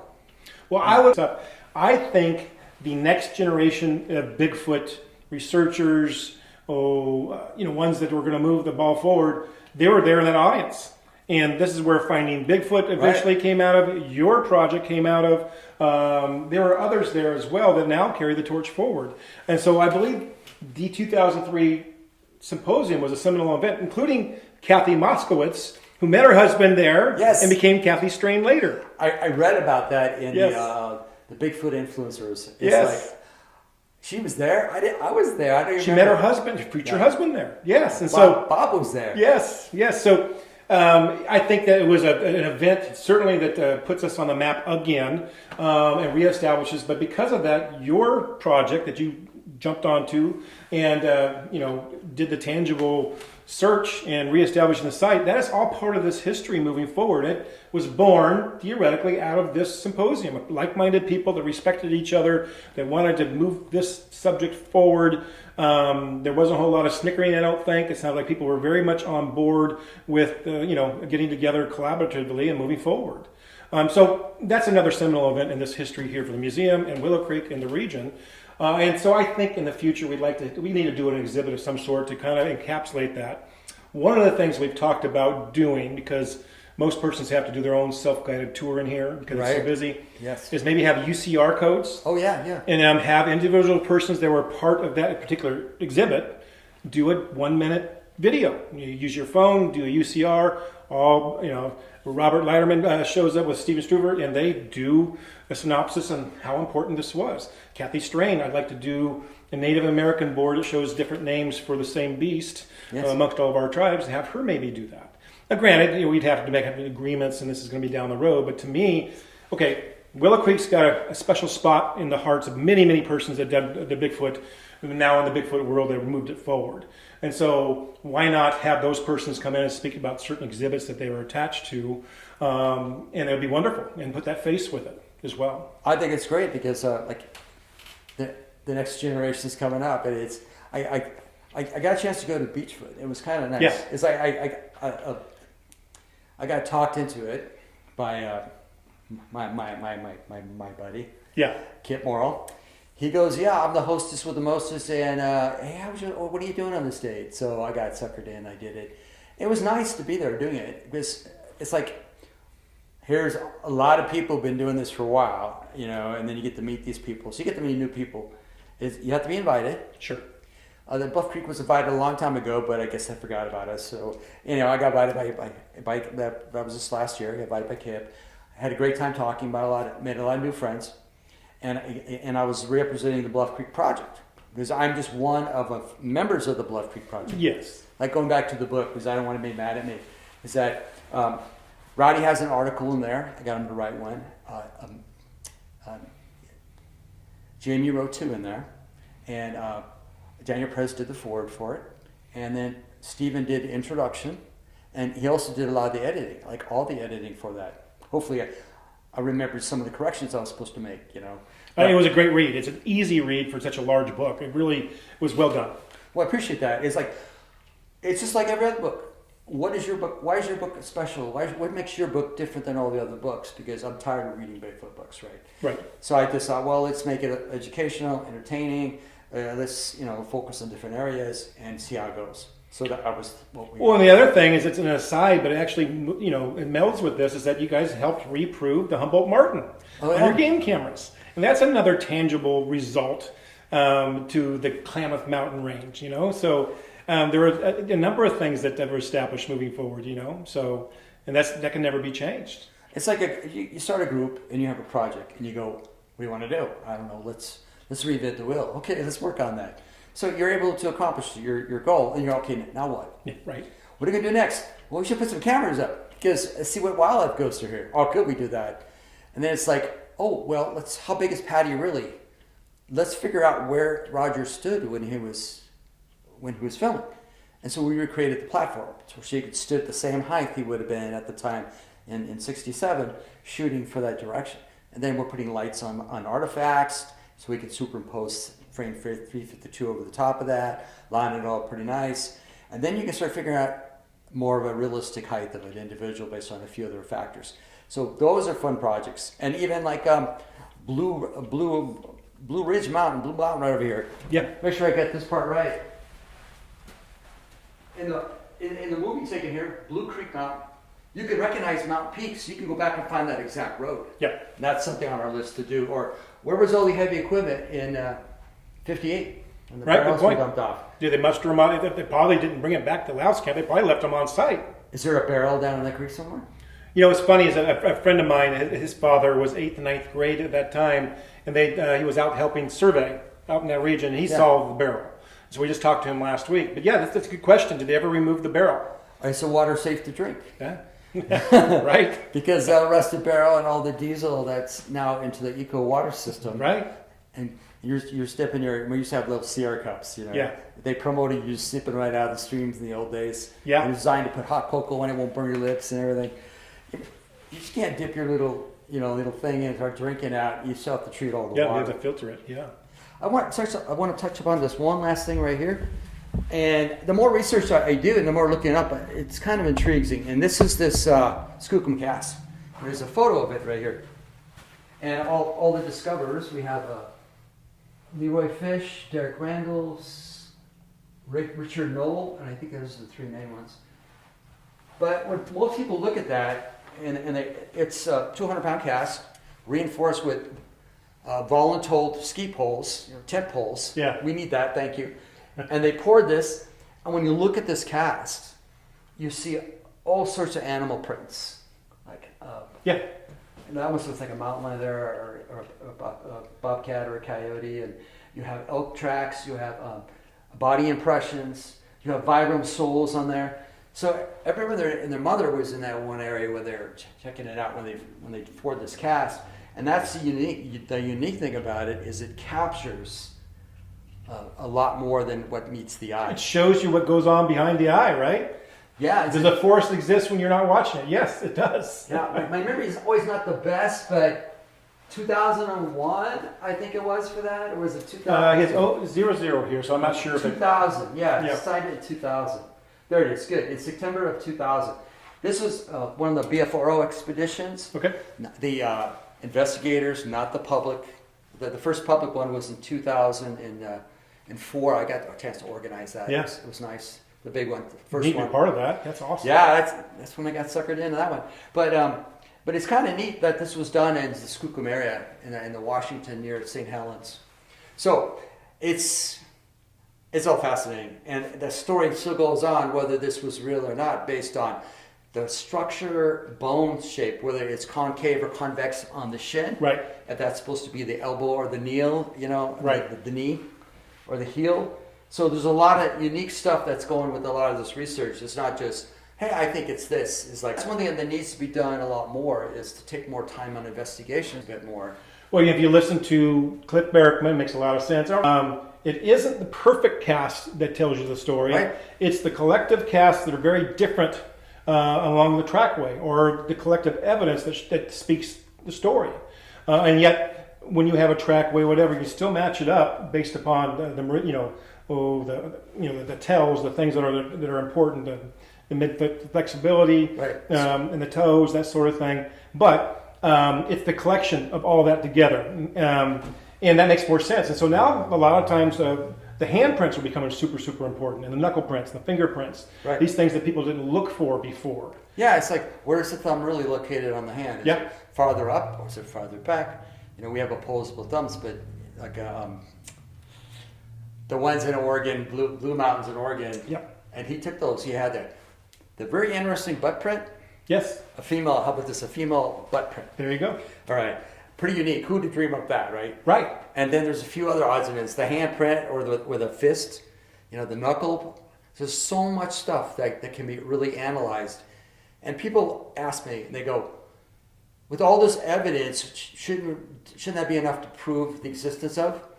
And I look at some of the evidence, and it's not what you think. That means there's something different than what we'd expect. So all this is accumulating, like transitive, A equals B, B equals C, A equals C. So we have all this stuff. It's starting to line up. You're starting to say, well, there's some stuff here. We need to really consider the variance and all this stuff. Yeah. And one of the reasons they're trying to get people to sign affidavits is if there's enough affidavits signed and people are willing to put their reputation at stake by signing an affidavit with the citing, that the scientific world would look at that and go, yeah, but they're not. Well, so I have hope. Recently, Darby Orcott, a gentleman from North Carolina State University, came forward in the middle of the summer, started doing podcasts. They're sponsoring, meaning North Carolina State University. It's approved by the administration. They're asking persons to send in vetted evidence that they think they have in their possession. That'd be scat, hair, fingerprints, anything. It's a whole application process. Now, Darby Orcott explained that I already have the doctors on board. They're paid through the university. I already have the facility on board. It's paid through the university. We have the PhD doctoral student candidates on board, and they would love to have examined something that's not known. Right. So they're asking for persons to send these things in, and he promises they'll be transparent moving forward. I haven't heard much since. I'm hoping that that's come to fruition and that they're following through. It'll be some time before we get any information. They said that, listen, when we get to the point we get unknown primate, or we get unknown, we got a few of those unknowns that match up, that's when it'll get fun. We will promise you, we will run down the rabbit hole on something that's unknown, and we won't just turn it back. So, okay, you paid, the commercial labs would, this is what you got, this is what we have for you, we got to move on to the next thing. He said, no, we will move on, and if we get to the point where we have a number of unknown things that match up from different regions, maybe we can catalog a genome for a species. That's a breath of fresh air. Sykes did a study. Give me 10 really your best evidence and knocked all of them down. Right. Yeah. So. Well, and so one of the things I read, of course, you always get a vis of this, is that he was rushed a little bit, and then in retrospect, he said that he felt a little chagrined in the fact that it wasn't as thorough as he wanted it to be. Don't know, because like I said, you can find your own narrative on the internet now. It just sounds great, and then you get excited, and then you fall on your face. And yeah. How many times have you? Well, I'll fall myself. I second guess the evidence all the time, and every time it starts looking good, I get really excited, and I watch it fall on his face. Yeah. And how many times do you? It's like a roller coaster ride, up and down those hills. Hey, listen, I started paying attention about 2009, 2010-ish. In there, I had a friend encounter at a cabin on Lake Klamath. He told me about his encounter story. It was actually a vocalization. Yeah. He was running a net on the river, and he heard an incredible scream that was from his toes to his hair. So I said, well, golly, I'm in 2009, and I'm a highway patrolman in that same region. People run nets all the time. That's when I started asking questions. Right. So that's where my interest came in. However, about the same time, I was on Bigfoot forums, and they were talking about Melba Cutchum. It's coming, folks. It's coming. It's going to be a big release. This is going to change the world. I was so excited. And I can't tell you specifically what happened, but that fell apart completely. It did, because it wasn't as it appears. Right. I think the book I'm working on with Bart, we have a section on there because Sierra thermal sighting that Bart had, and also Sierra kills, that's in that too, because we're dealing with, it's part of our backyard, we're dealing with it. And the evidence, this DNA, the response to that, Nephilah DNA. Yes. And you're like, okay, it ends up being 2 other outside testing facilities, one in Canada, one in Oklahoma, and they say bearing human mix. Bad sample was contaminated with human DNA. Understandably, the person was out collecting it in the middle of the snow, right? And so when I was researching that again for the book, I still have to run it all by Bart because we're working together as a team to make sure I'm on the right check and balance, sure. Yeah, but there's a lot of stuff, and going through the research and other books talking about it, you're like, it's like a roller coaster ride, and it's a wonder why it's not taken very seriously sometimes, because too many eggs in one basket ends up being a hole in the basket, and it's not a traditional basket. They bought it in Japan or something, right? And it's not holding up to the colors fading. It's the fiber isn't that good, not like a traditional basket, and you're like, how many times does this one go through the roller coaster ride? And there are persons over the years that just finally gave up, and they were so engrossed. I would say collectively for me, since I'm not a researcher or a searcher, I'm somebody that just collects information and likes to disseminate. It's collectively makes it intriguing. It's an intriguing field, to say the least. Oh yeah, it's good reading. Yeah, right. A lot of information out there, and like us when we do interviews, we always like to find unique people and share the story. And how many times can you tell the story? That's the other thing too, is can you tell it in a different way? Can you make it a little more entertaining? And there's always different aspects of it that people are unfamiliar with. Yeah.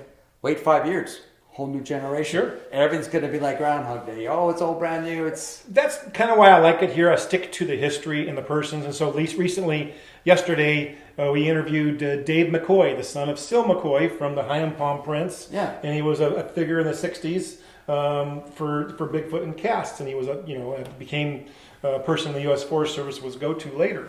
I know the Jay Rowland's family. He was a cat skidder on the original J. Crew. His grandsons are both highway patrol officers. So I'm talking to them. We're going to get together having dinner.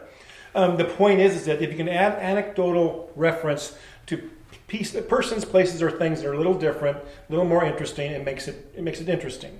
Yes. And that's where the intriguing part of it comes to me, is that, listen, I can't tell you if it exists or not. Golly, I hope. I really enjoy the ride. However, I got to treat it as a ride and give each person that has their say a little bit of respect until I can't respect that. But it's a fun. And I'm still at the Bigfoot citizen and/or Bigfoot enthusiast level, and that's the funnest part, quite frankly. I haven't been burned by anybody. I don't have a horse in the race. I stay in my lane. And you still have a life. Yeah. You haven't totally thrown it away in the pursuit of faithful primates. I have 2 more things to bring up. Yes. We haven't talked about Bob Titmus, and we won't go super deep because his is footcast presentations of original footcasts, and quite frankly, you have to be here to see that. Now, if you were to go to, say, Cliff Barackman's in ABC, he does a whole breakdown on footcasts. It's wonderful. Or other spots on YouTube or whatever. But we have his original collection from Bluff Creek. This one right here, 2000, 1958 is when he cast it at Bluff Creek. And so upstairs we have original handwritten letter. Bob Titmus has beautiful writing. It's beautiful cursive writing. It's a written letter to John Green on November 8th, 1958. October 20th over there is when the original cast was presented. So it's the first time he got out to Bluff Creek on his own. He cast what he thinks is the perfect cast he'd ever cast at the time. So this letter is telling John Green, hey, listen, I got a great cast here in the same spot that these people had it. Then he discusses, and Dustin Severs actually alludes to this, hey, I'm torn right now. I would really love to build a cage and capture this thing and put it on display and go worldwide. Oh my gosh, it would be an amazing thing, in terms of summary of that. And he goes, but I'm morally conflicted on that. What do you think, John? So that goes with this cast right here, but also with that's relevant historically, right? It was the first time he was out there, and he was letting John Green know, hey, I got a good one. These things are real. And it was on the creek bed in a spot he didn't think someone could hoax a print. Anyway, we have a large collection of his casts, and you almost have to come in here to look at those. Like this one right here. This one here, it says that cast right there. You could tell it had rained. Yeah. When the cast was poured. And some of these casts really show the midfoot flexation or the mid-tarsal break, and that's what the persons are talking about nowadays. No, you don't go for the perfect cast. You look at the multiple casts have different variations to them. Right. And the one thing that Cliff Barackman says, hey, listen, you're not looking at a footprint. You're looking at the mess that's made on the ground from a foot strike, and so each step tells a story. And Jeff Meldrum will point out sometimes, Dr. Meldrum, that some of these prints have dermal ridges. Our hands have ridges. Our hands have fingerprints. Loops, arcs, and whorls. Yep, and our feet have those, and says that that's why he believes in a number of things. That listen, he's a primate bipedalism expert, foot morphology. He says, no, I have in front of me these collections of things that aren't faked in these trackways, and I can prove it, I can break it down, and this is what I study for a living. If you want to listen to me or not, these are the facts. That's hard to swallow if you don't want to. If you don't want to. I even smile. It's like I don't believe it to begin with, and therefore, no matter what you say or present to me, it's not going to change my opinion.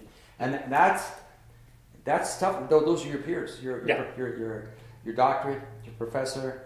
These are your peers. Pushing back. And despite what you present and your theories and your beliefs, I shouldn't say beliefs, but your research behind it, they have another excuse or reason it's not going to fit in right.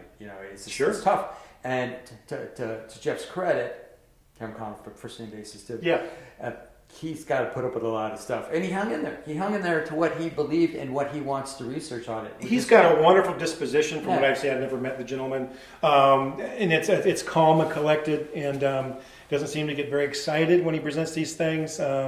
And that's what you kind of need. You need somebody that does like a duck, paddle underwater, but on top you're just fine. And I respect his ability to, identify what he thinks is proof, and then prove it, and then stand behind it in an academic world that sometimes questions you. But in the history of human beings, there was lots of science that was refuted until it wasn't refuted anymore. Oh, I still, 1900, the land bridge from Alaska to Russia. That's how everybody crossed over. Wait a minute, why are the arc sites older than that? And they're talking about the corridor through it that was belting back. What are you going to eat on that corridor? How are you going to make all that stuff? A lot of factors. Now they're saying, maybe they use boats. Oh, you bet they use boats along the coast. Yes. Yeah, they might have kind of Polynesian came over to South America, or you can go take the patterns of it, even in Europe, getting over to North America. But the currents don't go that way. But if you hung next to shore, you can still make it. The only wrong scientists and doctors are in the past. We take these things as gospel because these are people that are experts, and yet fossil record sometimes develops and it's a little different than what they said. Other facts come to light. I guess in the scientific world, it's upon them to scrutinize themselves and say, okay, maybe I need to readjust my foundation here. Now, scientists have a 30-year career. They're professors. Yeah. They're published. They have this linear. And wow, it's pretty tough to concede and or to give in a little bit. And, okay, now I got to tweak what I've talked about for 25 years. And that's true in human nature anyways. But I think that also applies to the Bigfoot phenomena, Sasquatch world, It's an evolution. We should change with the evidence that come in to prove. Some people have so much at stake that if they were to admit they were wrong, what else are they wrong in? And it might change a lot of it. Not to mention names. I don't want to throw stones at the same people all the time. Yeah.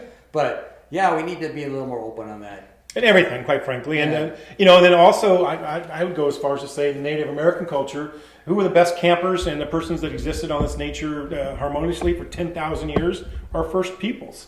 And we're finding, moving forward, golly, nature did communicate amongst itself in its own way. And the natives knew that. Scientifically, we improved that now. So there's a lot of history sometimes we debunk or dismiss that really, I think now Native American culture, Native American history, the oral history is being identified in a different light than ever before, which is wonderful. We can learn an awful lot.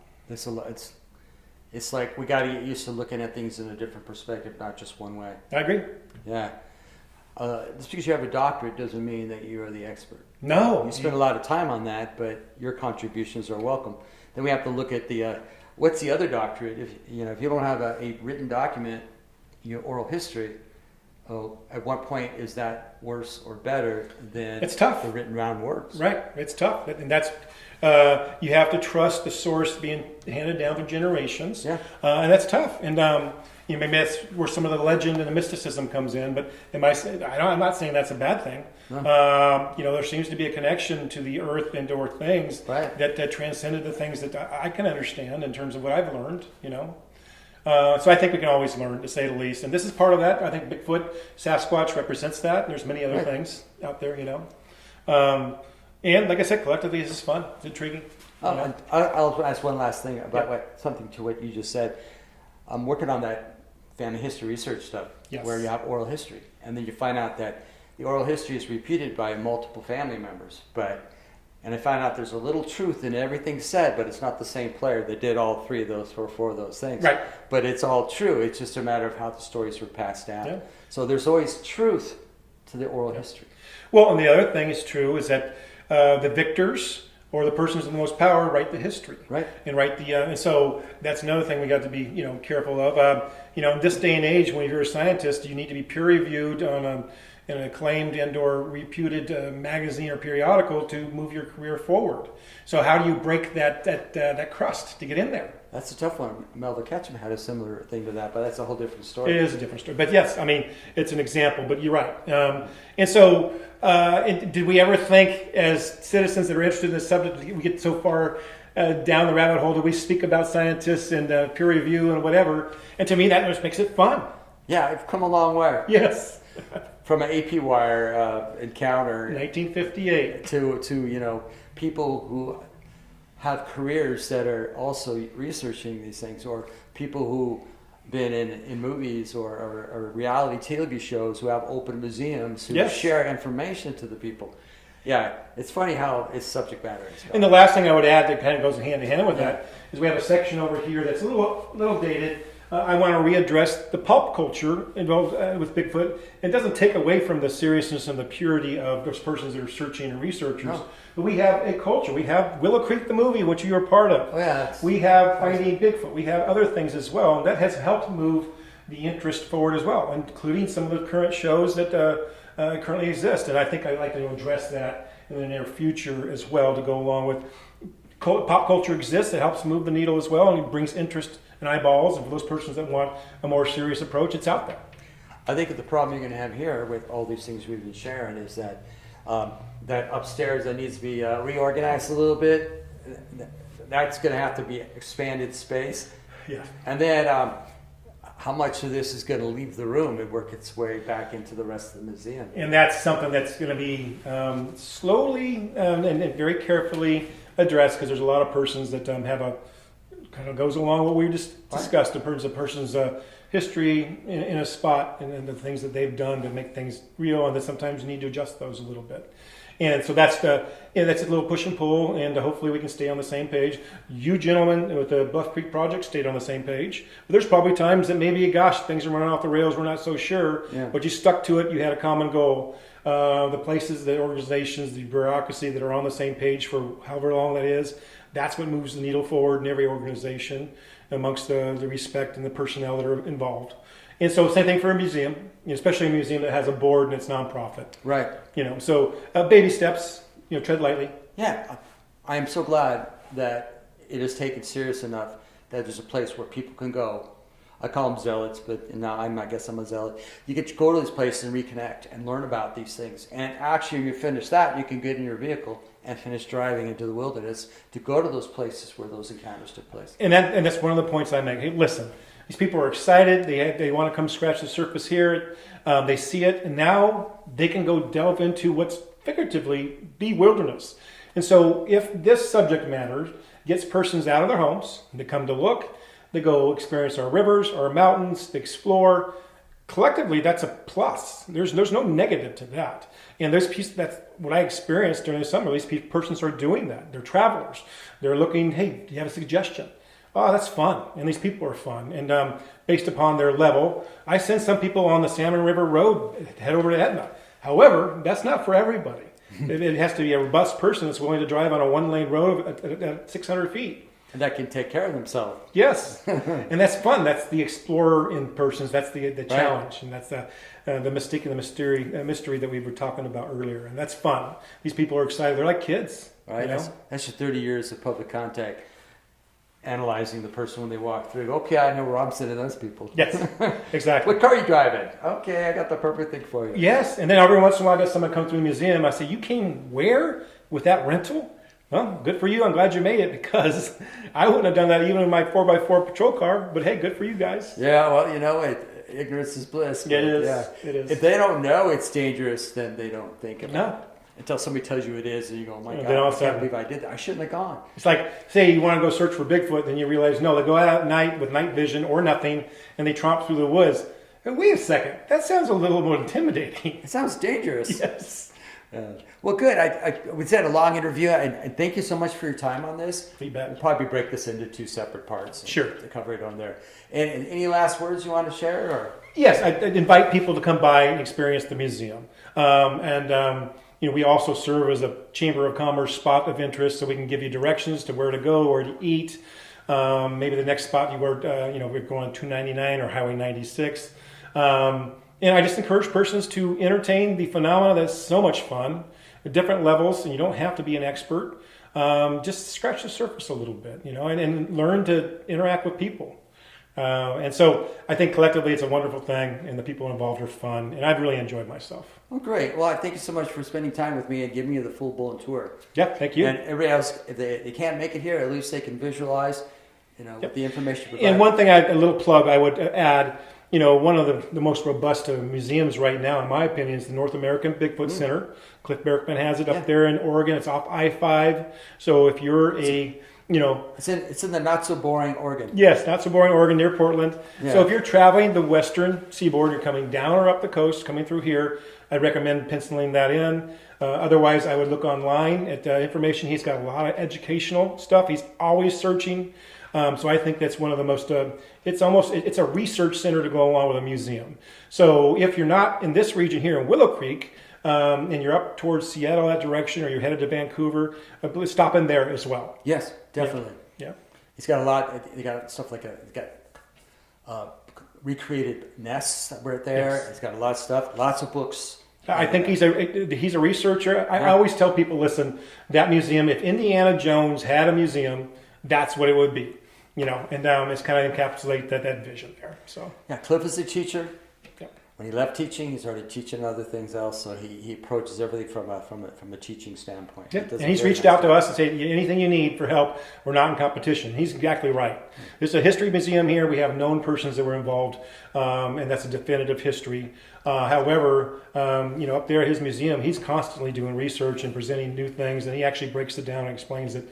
And that is wonderful for the fledgling person that's maybe half skeptic or someone who wants to learn more. That's the direction I would recommend, in terms of being educated and having yourself a viable argument, or as a skeptic, being educated and understand where persons are coming through when they're searching. Great. Well, Yep. thank you. Well, this can be it here for Robert Leiterman from the Bluff Creek Project in Willow Creek, Bigfoot Museum, or China Flat Museum. They have two different names I've heard them call it. Yeah, it's Bigfoot Museum's easiest. Yeah. From my vocabulary, it makes it easy for me. Me too. Yeah, and this is the Bigfoot wing, but it's called again? The Bob Titmus Collection. Bob Titmus Collection. Yeah. All right, thank you Thanks, so much. Robert. I appreciate it. You're welcome.